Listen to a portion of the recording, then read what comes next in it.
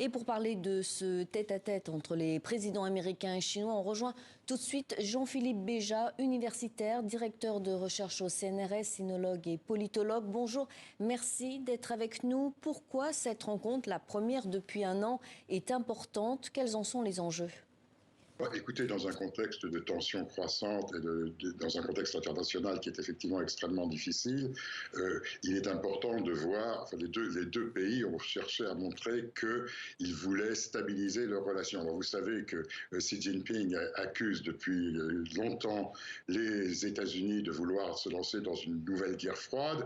Les positions sur le conflit en Ukraine, sur le conflit au Moyen-Orient sont très différentes. Les tensions étaient très fortes, il y a des tensions commerciales, des tensions au niveau politique, la question des droits de l'homme, mais les deux pays veulent montrer qu'il faut une relation beaucoup plus stable pour que le monde aille de l'avant. Donc on peut parler d'une volonté, alors des deux côtés, d'un côté parce que Xi Jinping lui-même est dans une situation qui n'est pas idéale. On a vu avec la mort de l'ancien Premier ministre Li Keqiang qu'il y a quand même dans la population chinoise un certain mécontentement à l'égard de sa politique. La situation économique est très préoccupante et la Chine a besoin de rouvrir des relations meilleures avec ses partenaires occidentaux. Du point de vue de Joe Biden, évidemment, il y a la question de l'élection qui s'approche et des critiques de Donald Trump et de l'ensemble des républicains. Donc il faut faire preuve à la fois de fermeté et en même temps essayer de montrer qu'on peut discuter pour éviter au monde de se lancer dans une guerre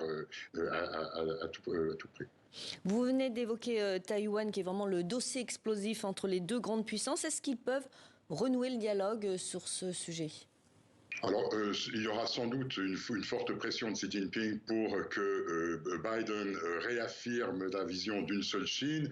Si vous voulez, les tensions dans le détroit de Taïwan, c'est une espèce de constante dans les relations sino-américaines. Évidemment, chacun en profitera, mais il semble...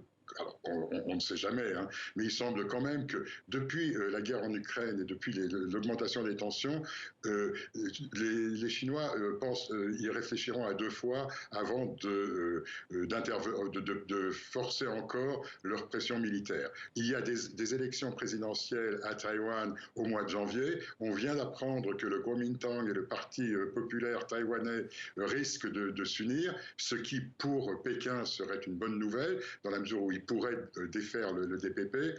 Et du côté des États-Unis, je crois qu'ils ne veulent pas voir les relations s'envenimer. Donc dans ces conditions, on peut penser qu'il y aura sinon une baisse des tensions, en tout cas pas une grave augmentation des tensions dans le détroit de Taïwan. Et ça pourrait être un des résultats de ce sommet, même si ce ne sera pas un résultat proclamé officiellement. On aura des accords sur le changement climatique et peut-être aussi sur le refus d'utiliser l'intelligence artificielle pour lancer une guerre atomique, ce qui est aussi quelque chose qui est un progrès. Merci beaucoup pour votre analyse, Jean-Philippe Béja.